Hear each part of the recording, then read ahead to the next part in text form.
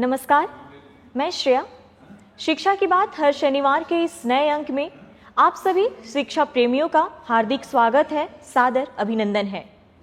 शिक्षा की बात हर शनिवार आप सभी शिक्षकों के सवालों को मंच देता है और उन्हीं सवालों के जवाब के साथ हमारे बीच एक बार फिर उपस्थित हैं शिक्षा विभाग के अपर मुख्य सचिव doctor S Siddharth sir.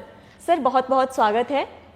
Sir, आज का जो हमारा सबसे पहला सवाल है निधि कुमारी किशनगंज से, कहती हैं, सर शिक्षा की बात से तो हमें बहुत सारी जानकारियां मिलती रहती हैं, पर कभी कभी तुरंत के तुरंत हमें कुछ जानकारियां चाहिए होती है। ऐसे में हम आपको तुरंत ही व्हाट्सएप करते हैं, कभी कभी कॉल भी कर देते हैं। सर, उसका मुझे कुछ पता नहीं चलता है, कृपया बताएं कि उस मैसेज का क्या होता है। देखिए, मैं देखता तो सभी हूँ, मैसेज है, कॉल है और बड़ी संख्या में आते हैं और कभी कभी एक एक घंटे में 50 मैसेज और 50 कॉल भी आ जाते हैं।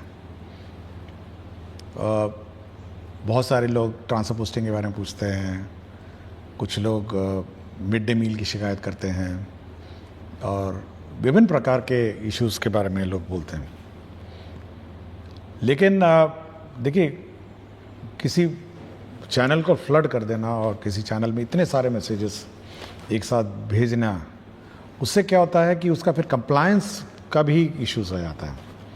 हम लोगों ने एक ग्रीवांस हैंडलिंग सिस्टम बनाया था, आपको याद होगा, मैं पिछली बार भी मैंने कहा कि आप उसमें पोस्ट करिए, उसको मैं रोज़ सुबह और शाम देखता हूँ और देखता हूँ क्या कार्रवाई होती है। अगर आप व्हाट्सअप, अगर आज जैसे आपने 9 बजे मुझे किया, 11 बजे होते होते वो आपका 150वां मैसेज हो जाएगा, मतलब वो इतना नीचे चला जाएगा कि उस मैसेज का अहमियत और उस पर कोई ध्यान ही नहीं जाएगा मेरा, क्योंकि हर घंटे 50 मैसेज, 60 मैसेज, 100 मैसेज आते हैं, कॉल भी बहुत आते हैं और सारे अननोन नंबर से ही आते हैं। जैसे आप देखते हैं टीचर लोगों का सारे अननोन रहता है। मैं कभी कभी मैं सबको नोट करता हूँ और मेरा कार्यालय कॉल बैक करता है और मेरा बस यही अनुरोध है, मैं ज़रूर सभी टीचर से 1-to-1 संपर्क में रहना चाहता हूँ, किंतु जो सबसे आपातकालीन वाले इश्यूज़ हैं, कभी कभी बहुत आपातकालीन स्थिति में भी टीचर्स फ़ोन करते हैं और मैसेज करते हैं, उस मैसेज को तो बहुत ध्यान से देखता हूँ।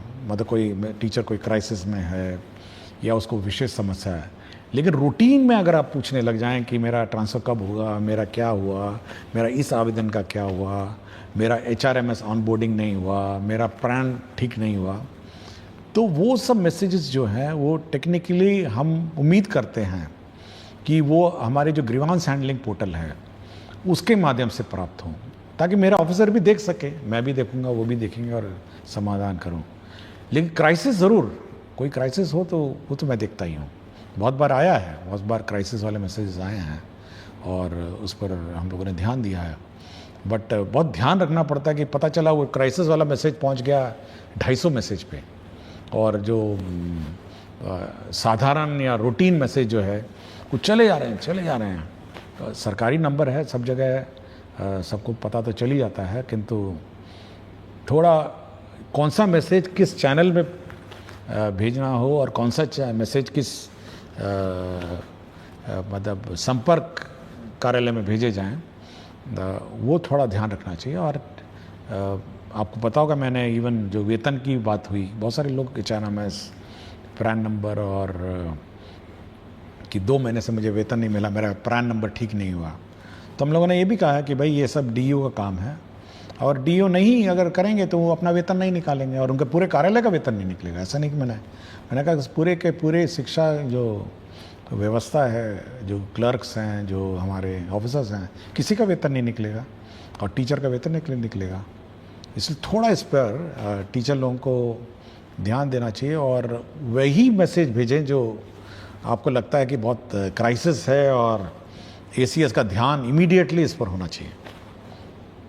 और usually most of the messages मैं फॉरवर्ड कर देता हूँ अपने ऑफिसर्स को और बहुतों को कॉल बैक भी आता होगा, सब लोग देखते होंगे, बट चैनल अप्रोप्रिएट चैनल होगा कि आप ग्रीवांस हैंडलिंग जो पोर्टल है उस पर आप पोस्ट करें। सर, दूसरा सवाल स्मिता श्री, उत्क्रमित उच्चतर माध्यमिक विद्यालय असुरारी, बरौनी, बेगूसराय से। सर, मैंने अनुभव किया है कि कक्षा में गहन प्रयास करने के बाद भी यथेष्ट आउटपुट विद्यार्थियों के लर्निंग के रूप में नहीं मिलता है। विश्लेषण करने पर मैंने पाया कि सबसे बड़ी खोट बच्चों की लगातार अनुपस्थिति या फिर अनियमित अनुपस्थिति है, जिससे वो पाठ में सिखाए गए विषयों को क्रम में नहीं ले पाते हैं और न ही सजगता से स्मरण में संग्रहित कर पाते हैं। हम सर्व शिक्षा लागू करने के चौथाई दशक आगे आ चुके हैं और 86वें संविधान संशोधन में बच्चों को शिक्षा दिलाने को मौलिक कर्तव्य के रूप में रखने के बावजूद अभी तक अभिभावकों की इसके लिए कोई जिम्मेदारी नहीं तय कर पाए हैं। क्या मैं उम्मीद कर सकती हूँ कि गुणवत्तापूर्ण शिक्षा के लिए आपके प्रयासों में आप इस संबंधित कोई निर्देश देंगे, जिससे विद्यालय के हाथ सशक्त हो और अधिगम आउटपुट बढ़े?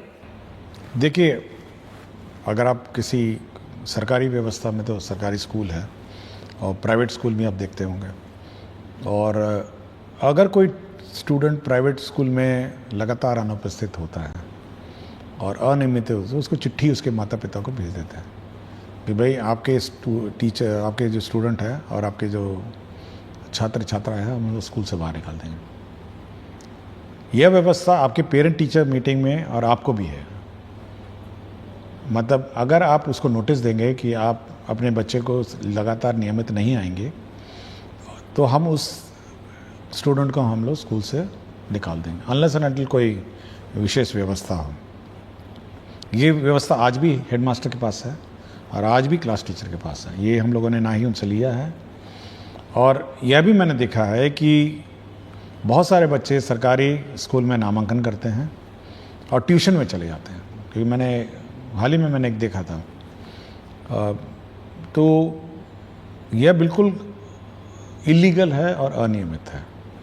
और अगर कोई बच्चा ट्यूशन के बहाने सरकारी स्कूल से लापता रहता है, तो यह हेडमास्टर और जो टीचर है, ये उनके पेरेंट को नोटिस देंगे कि यदि आप अपने टीचर स्टूडेंट को नियमित रूप से नहीं भेजेंगे, तो हम लोग उसका नाम काट देंगे। ये बिल्कुल स्पष्ट होना चाहिए, क्योंकि ऐसा नहीं हो सकता है कि आप 270 दिन का आपका स्कूलिंग है, आप 50 दिन आ जाएं और ये उम्मीद करें कि हम लोग गुणवत्ता शिक्षा देंगे। ये पॉसिबल नहीं है।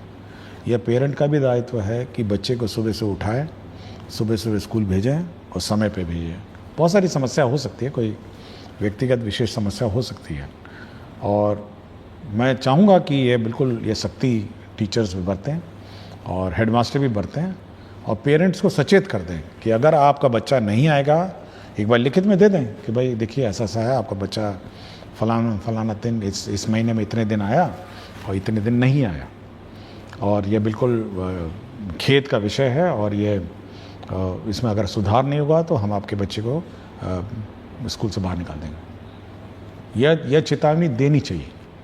हम वो वाला सिस्टम नहीं लागू कर रहे हैं कि 3 दिन में अगर स्कूल में नहीं आया तो नाम काट दिया जाए। हो सकता है कोई बीमारी हो सकता है या कोई घर पे कोई विशेष समस्या हो सकती है, लेकिन अगर डिलिब्रेट आप ट्यूशन में पढ़ेंगे या कहीं और जाके पढ़ते रहेंगे और इस स्कूल में नहीं आएंगे, तो अनावश्यक रूप से आप पूरे शैक्षणिक माहौल को बिगाड़ेंगे। तो इस टीचर्स और हेडमास्टर इस संबंध में सचेत रहें, और पेरेंट टीचर्स मीटिंग में पेरेंट्स नहीं आते हैं तब भी चेतावनी दें। थोड़ी कड़ाई करनी पड़ेगी। देखिए, शैक्षणिक व्यवस्था ऐसे नहीं हो सकती है। यह कोई ऐसा व्यवस्था नहीं है कि हम लोग वन साइडेड मेहनत कर रहे हैं और वहाँ पे अभिभावक इसको लाइटली ले रहे हैं या बच्चे बहुत लाइटली ले रहे हैं। नहीं, ये नहीं ले सकते। सरकार कितना पैसा इसमें डालती है, कितना टीचर बहाल कर चुकी है, कितने बुक्स आपको फ्री दिए हैं, कितना स्कॉलरशिप देती है, कितनी राशि इसमें व्यय होता है। इस व्यवस्था को लाइटली नहीं लिया जा सकता है। हम मेहनत करेंगे तो अभिभावक को भी मेहनत करना पड़ेगा और बच्चों को भी मेहनत करके स्कूल में आना पड़ेगा। ये दोनों तरफ है। टीचर्स बहुत मेहनत कर रहे हैं, बिल्कुल ठीक बोली हैं कि इतनी मेहनत करती हैं, उसके बाद भी बच्चा अगर गायब हो जाएगा तो कार्रवाई हो जानी चाहिए। ये हम लोग कोई मतलब ऐसी व्यवस्था नहीं हम लोग चाह रहे हैं कि एक तरफा हम मेहनत करते रहें और दूर से बच्चा ही नहीं आए और बच्चा भाग जाए। तो ये थोड़ा tightening of the system, parent को चेतावनी, पेरेंट को नोटिस, और उसके बाद टर्मिनेट कर दीजिए। कोई बोले जाइए अपना जहाँ पढ़ाना पढ़ाइए, हम इस पर इसकी जवाबदेही नहीं लेंगे। आप 50 दिन नहीं आएंगे तो क्या जवाब दे लेंगे आपकी पढ़ाई का? कॉलेज में ट्राई करिए, आपका अटेंडेंस नहीं होगा तो एग्ज़ाम लिखने नहीं देगा। प्राइवेट स्कूल में 3 दिन अगर नहीं आएंगे, 4 दिन नहीं आएंगे, सप्ताह भर नहीं, अगले दिन टीसी दे देगा आपको। तो थोड़ा कड़ाई टीचर्स को और हेडमास्टर को करनी पड़ेगी, जितने अभिभावक हैं। सर अगला सवाल पुष्पा प्रसाद राजकीय कन्या मध्य विश्वविद्यालय कुचायकोट गोपालगंज से है। कहती हैं, सर को मेरा प्रणाम। सर, हमारे सरकारी विद्यालयों में प्रायः गरीब परिवार की बच्चियां पढ़ती हैं। मेरे द्वारा बच्चियों के स्वास्थ्य पर विद्यालय में कार्य किए जा रहे हैं।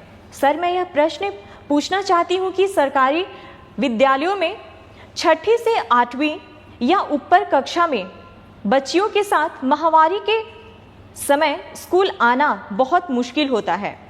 सरकार के द्वारा सैनिटरी पैड मशीन की व्यवस्था स्कूल को कैसे उपलब्ध होगी, जिससे कि बच्चियों की पढ़ाई उस दौरान बाधित नहीं हो सके? देखिए, राज्य सरकार द्वारा एक योजना चलाई जाती है, मुख्यमंत्री किशोरी स्वास्थ्य योजना, और राज्य सरकार सभी को डीबीटी के माध्यम से 300 रुपये देती है। हम लोग पहले लेट देते थे साल के अंत में, इस बार हम लोग शुरू में देना चाह रहे हैं और ये अगला 1 महीना में ये भी ट्रांसफ़र हो जाएगा। देखिए, हम लोग का ये इच्छा है कि ये जो पैसा है ये बच्चियां अपने आप पूल कर सकती हैं, 300 रुपये हैं, फिर वो सैनिटरी नैपकिन्स खरीद सकती हैं और स्कूल में स्टॉक कर सकती हैं, और जब जब लड़कियों को आवश्यकता हो तो उसका प्रयोग कर सकती है। मैं अभी हाल ही में आरा में एक स्कूल में गया था, तो लड़कियों ने एक रूम का नाम पिंक रूम लिखा हुआ था, उन्होंने पिंक कलर का सब कुछ पेंट किया हुआ था, पिंक रूम।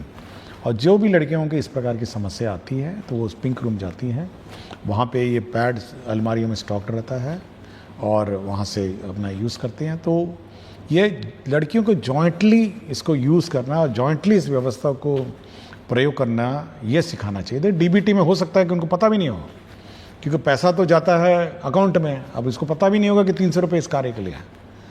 तो ये मैं इस माध्यम से ये कहना चाहूँगा कि जो लेडी टीचर्स हैं वो सभी लड़कियों को ये बात सिखाएं कि भाई 300 रुपये आए हैं, 10 लड़कियाँ हो गई तो 3000 रुपये हो जाएगा, और मतलब 100 लड़कियाँ हो जाएंगी तो आपका 30,000 रुपये हो जाएंगे।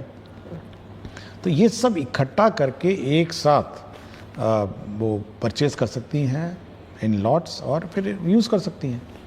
तो लड़कियां इस पीरियड में स्कूल नहीं मिस करें, सरकार की ये मंशा है कि वो इस योजना का लाभ उठाएं, अवेयर हों, सबसे पहले तो अवेयर हो, और दूसरा इसका लाभ उठाएं, और साथ ही साथ सुनिश्चित करें कि उनकी पढ़ाई डिस्टर्ब नहीं।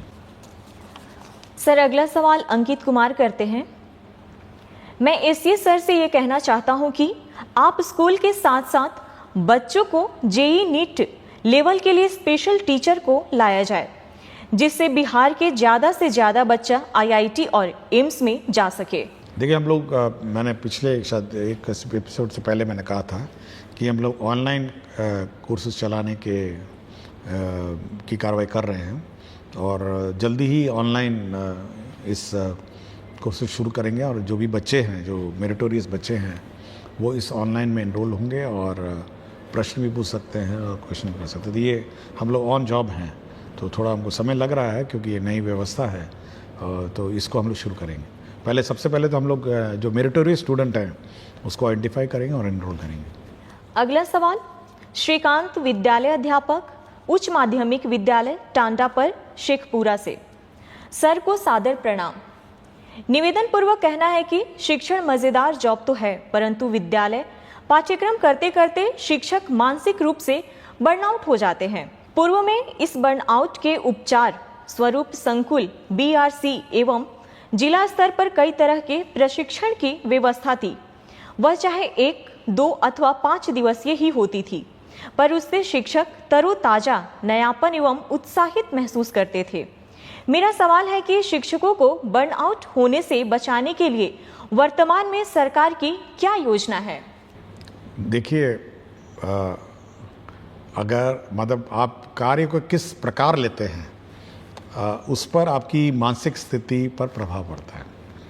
मैं भी 3 डिपार्टमेंट के प्रभार हैं। शिक्षा विभाग का मेरा अतिरिक्त प्रभार है, मूल प्रभार मेरा मुख्यमंत्री के का प्रधान सचिव का प्रभार है और मंत्रिमंडल सचिवालय भी मेरे प्रभार में। आज ही मतलब कल ही मेरी आप देखे होंगे कि मंत्रिमंडल की बैठक हुई। उसके बाद देखिए अब यह है कि इस पूरे कार्य का बैलेंस करता हूँ मैं, और मेरा अपना मानना है, मतलब समय तो मुझे मिलता भी नहीं है, मतलब इधर से उस कार्यालय से उधर कार्यालय, लेकिन अगर आप अपने कार्य को एंजॉय नहीं करेंगे, मतलब आपको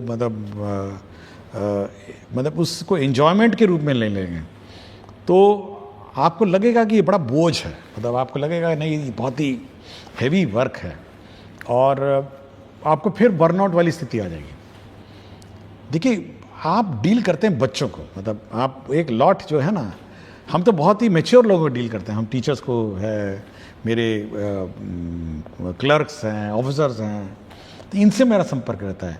लेकिन आप सोचते हैं वो चहचहाते बच्चे जो हैं, जो सीखने की ललत है, तो आप उसमें इन्वॉल्व जब हो जाएंगे ना, तो आपको बर्नआउट की व्यवस्था मतलब नहीं लगेगी। आप मतलब आप बोर हो रहे हैं, ठीक है, आप एक रूटीन जो कैलेंडर है, routine way of teaching, teaching के रूटीन में बदलाव कर लीजिए, थोड़ा FLN किट लाइए, कुछ प्लेइंग मोड से करिए, और कुछ बच्चों को इन्वॉल्व करके लर्निंग मोड के मतलब डेवलप करिए। हम लोग इस संबंध में ट्रेनिंग तो देते ही हैं, ये तो ऑब्वियसली ट्रेनिंग कंपलसरी है, और जो इन सर्विस ट्रेनिंग हम लोग कर रहे हैं, but day to day basis में बर्नआउट जो होता है ना, जब तक आप इन्वॉल्व होकर मतलब इस प्रोसेस को एंजॉय नहीं करेंगे, तो आपको ये पूरा प्रोसेस बोझ लगेगा। अगर हम समझ लें कि भाई मेरा ये 3 डिपार्टमेंट है, इसको हम बोझ समझ लें, आप सोचिए कि अंत में शाम के वक्त में क्या स्थिति मेरी हो जाएगी। मैं शाम के वक्त में आराम से जाता हूँ, पढ़ता हूँ, बहुत सारी किताबें पढ़ता हूँ, तो बर्नआउट वाली मेरी स्थिति तो है नहीं। और इसलिए टीचरों को मैं कहूँगा कि थोड़ा बच्चे जो हैं, बच्चों से इन्वॉल्व होइए, और टीचिंग जो रूटीन प्रोसेस है ना, उसमें थोड़ा ब्रेक करके गेम्स, FLN इसके माध्यम से करिए, तब आपको बर्नआउट नहीं लगेगा। और कोशिश करिए, हम लोग कुछ व्यवस्था निकालेंगे, बाद में टीचर्स को बुलाएंगे कि कैसे इस व्यवस्था को और सुदृढ़ किया जाए, बट मेरा अपना कहना है कि थोड़ा बच्चों के बीच बैठ के मतलब हंसी मजाक ही चलिए सही 5 मिनट, तो बर्नआउट की स्थिति आपकी ठीक हो जाएगी। मैं भी करता हूँ, कभी कभी मैं मतलब मजाक करता था 5 मिनट, तो मैं बिल्कुल ठीक ठाक हो जाता हूँ। तो ये थोड़ा आप कर सकते हैं। अगला सवाल श्रवण कुमार, प्रभारी प्रधानाध्यापक, प्राथमिक विद्यालय भरतदास मंदिर, रोसड़ा, समस्तीपुर से। कहते हैं विद्यालय के लिए भूमि जो कि अतिक्रमित उपलब्ध रहने के बावजूद भवन निर्माण न होने के कारण डायस कोड निलंबित है, जिससे बच्चे सभी वित्तीय लाभ से वंचित रहते हैं। यूडायस पोर्टल एवं ई शिक्षा कोष पोर्टल पर बच्चों के विभिन्न रिकॉर्ड का संधारण नहीं हो पाता है। मंदिर परिसर में ही विद्यालय का संचालन किया जाता है, अतः अतिक्रमित भूमि को अतिक्रमण मुक्त कराते हुए विद्यालय भवन का निर्माण कर बंद डायस कोड चालू करवाने की कृपा करें, जिससे बच्चों को सभी योजना का लाभ प्राप्त हो सके। देखिए हम लोग एक नया स्ट्रक्चर बना रहे हैं कि पूरे राज्य में जितने भी स्कूल हैं उसका रेवेन्यू रिकॉर्ड्स बनाएं, और हर स्कूल में कितनी ज़मीन है, कितना इंक्रोच्ड है, तो भू संपदा पदाधिकारी जो होंगे और सहायक भू संपदा पदाधिकारी, वो इन सभी जो विद्यालय हैं इसका रेवेन्यू रिकॉर्ड मेंटेन करेंगे। तो ये व्यवस्था हम लोग सभी स्कूल्स में कर रहे हैं, और एक पूरा इन्वेंट्री बनाएंगे कि ये ज़मीन है स्कूल की, इतनी ज़मीन है, और इंक्रोचमेंट इतनी है, तो इस इंक्रोचमेंट को रिमूव किया जाए। तो भू संपदा पदाधिकारी और सहायक भू संपदा पदाधिकारी, इसकी बहाली हम लोग जल्दी करेंगे, जो इस रेवेन्यू रिकॉर्ड को मेंटेन करेगा, मॉनिटर करेगा, और इंक्रोचमेंट फ्री सभी स्कूल्स को करेगा। सर अगला सवाल संध्या और दीपा, वर्ग 5वीं, प्राथमिक विद्यालय प्रखंड कॉलोनी, फुलवारी शरीफ, पटना से। सिद्धार्थ सर, जब आप मेरे स्कूल में आए थे तो मुझे बहुत खुशी हुई थी, और जब हम छात्रों को मेडल पहनाकर सम्मानित किए थे तो और ज़्यादा खुशी हुई थी। लेकिन मैं कुछ कहना चाहती थी आपसे, लेकिन कह नहीं सकी। मेरे मन में कुछ प्रश्न हैं जो कि मैं सिर्फ आपसे कहना चाहती हूँ। क्या आप कभी हम बच्चों से भी बात करें? देखिए, कुछ दिन पहले मेरी किलकारी से बात हुई थी और मैं अब कोशिश करूँगा कि एक बार बच्चों की सभा आयोजित करेंगे और राज्य में सभी बच्चों को बुलाऊंगा, कुछ बच्चों को, 50-60 बच्चे, ज़्यादा बच्चे तो बुला नहीं सकता हूँ, लेकिन कम से कम 50 बच्चों को बुला के एक बार बैठ के बात करूँगा फिर से। तो कोशिश करूँगा कि उनकी बातें, उनके मन की बात सुनूँ और बच्चों के मन में बिल्कुल निष्पक्ष भाव से बोलते हैं और कोई बायस नहीं रहता है और कोई जात पात, अमीरी गरीबी, ऊंच नीच, किसी का भी उसमें भाव नहीं रहता है। वो निष्पक्ष बोलते हैं और निष्पक्ष भाव से अपने विचार रखते हैं और बहुत सारी जो व्यवस्था सुधरी हैं वो बच्चों ने ही आइडिया दिया था। कुछ तो टीचर्स भी दिए हैं बट बच्चों के आइडियाज़। तो मैं कोशिश करूँगा कि कम से कम 50 बच्चों को बुला के अगली बार बात करके मैं उनसे बात करने की कोशिश करूँगा। अगला सवाल मोतबर आलम नवसृजित प्राथमिक विद्यालय कमार डांगी किशनगंज से। महाशय, शिक्षा विभाग की तरफ से कक्षा 1 से 5वीं तथा 6 से 8वीं के बच्चों के लिए एक जैसा बेंच डेस्क मिला है। क्या 1 से 5वीं के बच्चों के लिए छोटे छोटे बेंच डेस्क की व्यवस्था है? देखिए, हम लोग अब बेंच डेस्क जो है अब एज वाइज है कर रहे हैं। हम लोग जो छोटे बच्चे हैं उसमें जूनियर बेंच हम लोग व्यवस्था कर रहे हैं और रंगीन बेंच है, लाल, पीला, हरा, नीला। तो इसलिए अब सीनियर बेंच जो है, बेंच डेस्क अलग होंगे और जूनियर अलग होंगे। तो इस साल हम लोग जूनियर बेंच डेस्क सैंक्शन कर रहे हैं ताकि जूनियर जो बेंच हैं वो बच्चों के लिए उपलब्ध हों। और हम चाहेंगे जहाँ जहाँ जूनियर क्लासेस में जो सीनियर बेंच लग गए हैं उसको सीनियर क्लास में शिफ्ट कर दिया जाए और जूनियर बच्चे, छोटे छोटे बच्चे जो है छोटे बेंच पे बैठे। तो इस साल हम लोग सैंक्शन कर रहे हैं। अगला सवाल नवीन कुमार प्राथमिक विद्यालय हरपुर होरिल में विशिष्ट शिक्षक हैं। कहते हैं, सर मेरा ये आग्रह है कि अगर सारे विद्यालय में कम से कम एक स्मार्ट बोर्ड की व्यवस्था हो जाती तो पढ़ाने में बहुत मदद मिलती। सर, आने वाले दिनों में विभाग इस पर कोई प्लान है? देखिए, हम लोग 1 to 5 चाहते हैं कि किताबों से पढ़ाई हो और 1 to 5 में हम लोग स्मार्ट बोर्ड जानबूझ के इंट्रोड्यूस नहीं कर रहे हैं, लेकिन 6 से हर क्लासरूम में, 6 से हर स्कूल में हम लोग स्मार्ट बोर्ड उपलब्ध कराएंगे 6 के बाद से। लेकिन 1 to 5 फिजिकली बुक से पढ़ेंगे और 6 से जो भी स्कूल है, 6 से बाद के स्कूल हैं उसमें स्मार्ट क्लास हम लोग स्टैब्लिश करेंगे। इस साल हम लोग का यही टारगेट है। अगला सवाल डॉक्टर पूनम कुमारी हाई स्कूल निखती कला रघुनाथपुर सिवान से +2 की हिंदी की शिक्षिका हैं। सर, हमारे यहाँ +2 में छात्र छात्राओं की उपस्थिति की बहुत समस्या है। मैंने घर घर जाकर उनको विद्यालय लाने की बहुत कोशिश की, लेकिन सभी का कहना है कि विद्यालय जाने पर हमारा पूरा दिन बर्बाद हो जाता है और कोचिंग में सिर्फ 2 घंटे में ही हमारी पढ़ाई पूरी हो जाती है। कुछ बच्चे आना भी चाहते हैं तो उनकी कोचिंग की टाइमिंग विद्यालय के समय ही रखा गया है। अतः मेरा प्रश्न यह है कि +2 विद्यालय में उपस्थिति सुधारने के लिए विभाग कुछ काम कर रहा है कि नहीं? देखिए, हम लोग बहुत ही स्पष्ट हैं कि कोचिंग इंस्टीट्यूट में जो विद्यालय में जाते हुए बच्चे हैं वो विद्यालय के समय उसको नहीं खोल सकते हैं। ये बहुत ही सख्त है निर्देश है कि आप टीचिंग आवर, जब बच्चे स्कूल जाते हैं उस समय आप उन बच्चों का उपस्थिति कोचिंग सेंटर्स में नहीं होगा। और यदि कोई स्कूल में एनरोल्ड बच्चा अगर कोचिंग सेंटर में पाया जाएगा उस विद्यालय की अवधि में, तो उस कोचिंग सेंटर पे कार्रवाई हो जाएगी। ये बहुत ही स्पष्ट है। इसलिए मैं सभी कोचिंग सेंटर को भी मैं चेतावनी देता हूँ कि अगर कोई स्टूडेंट है जो स्कूल में एनरोल्ड है, ठीक है, कोई स्कूल से बाहर है या किसी प्राइवेट स्कूल में, जो स्कूल में वो अपना जा सकता है। लेकिन अगर सरकारी विद्यालय में अगर बच्चा एनरोल्ड है और वो बच्चा अगर कोचिंग सेंटर में उसी समय जाता है जब स्कूल खुला हो, तब तो कोचिंग सेंटर पे कार्रवाई हो जाएगी। ये बहुत ही क्लियर है, मैंने सभी को कह दिया और इस पर हम लोग सख्ती करेंगे। दूसरा ये है कि ये बिल्कुल वहम है, ये पेरेंट्स के मन में वहम है कि कोचिंग सेंटर में पढ़ाई अच्छी होती है और सरकारी स्कूल में अच्छी नहीं होती।